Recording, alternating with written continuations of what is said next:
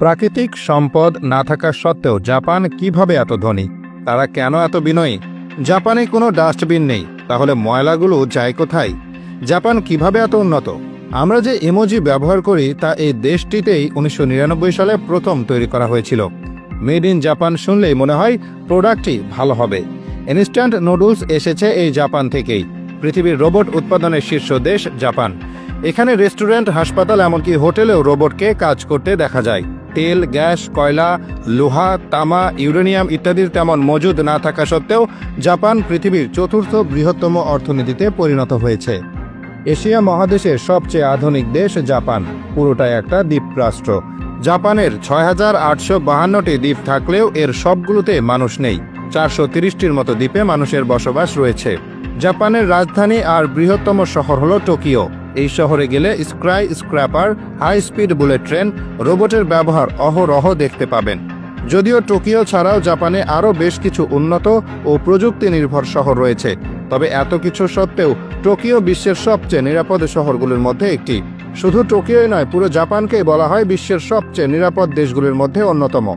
জাপানিরা অত্যন্ত ভদ্র ও নিয়ম নীতি মেনে চলে। একই সাথে জাপানিরা তাদের কঠোর পরিশ্রমের জন্য বিশ্বজুড়ে পরিচিত। তারা কাজে বেশি সময় দেয় এবং অত্যন্ত মনোযোগের সাথে দায়িত্ব পালন করে। নির্ধারিত সময়ের পরও অফিসে কাজ করতে দেখা যায় তাদের। কাজ করতে করতে শারীরিকভাবে ক্লান্ত হলেও মানসিকভাবে ক্লান্ত হয় না। তাই জাপানে কাজের চাপে ক্লান্ত হয়ে অফিসে ঘুমিয়ে পড়তে দেখা যায় মানুষদের। জাপানি সংস্কৃতিতে সততা একটি গুরুত্বপূর্ণ অংশ। কথা দিলে কথা অবশ্যই রাখার চেষ্টা করে। এই দেশে আপনার কোনো জিনিস হারিয়ে গেলে তা ফেরত পাওয়ার সম্ভাবনা সবচেয়ে বেশি। জাপানে নারীরা রাতেও একা বাসে, ট্রেনে বা রাস্তায় চলাফেরা করতে পারে, কোনো বিপদের আশঙ্কা থাকে না। ৬-৭ বছরের শিশুরাও এখানে একা স্কুলে যায়, ট্রেনে ওঠে, যা বেশিরভাগ দেশেই সচরাচর দেখা যায় না। অথচ জাপানে এটা স্বাভাবিক ব্যাপার। জাপানিরা আইন কানুন, নিয়ম নীতি ভালোভাবে মেনে চলে। জেব্রা ক্রসিংয়ে কেউ দাঁড়ালে সাথে সাথে গাড়ি থেমে যায়, এমনকি রাত ৩টা বাজলেও। ধন্যবাদ, মাফ করবেন, এসব কথা তাদের মুখে বেশি বেশি শোনা যায়।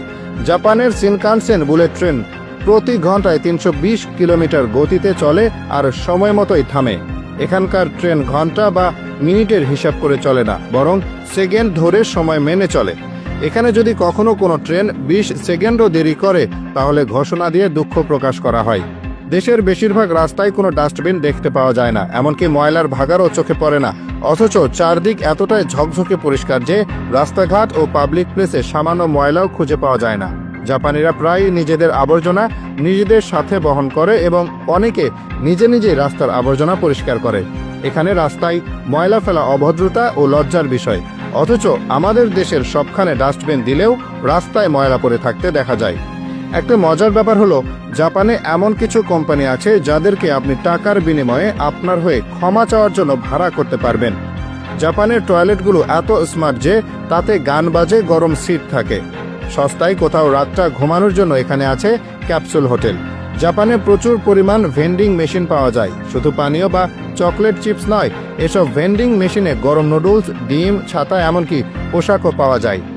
জাপানে প্রাথমিক ও মাধ্যমিক শিক্ষা বাধ্যতামূলক। শিক্ষা জীবনের প্রথম কয়েক বছর কোনো পরীক্ষা নেওয়া হয় না, শুধু চরিত্র ও আচরণ গঠনের জন্য এ সময় জোর দেওয়া হয়। এ সময় শিশুদের শেখানো হয় কিভাবে সবাই মিলে কাজ করতে হয়, একে অপরকে কিভাবে সাহায্য করতে হয়, কিভাবে দেশের উন্নতিতে নিজেকে বিলিয়ে দিতে হয় ইত্যাদি। সব মিলিয়ে জাপানের সাক্ষরতার হার প্রায় ১০০%, অর্থাৎ দেশটির প্রায় সবাই লিখতে পড়তে পারে।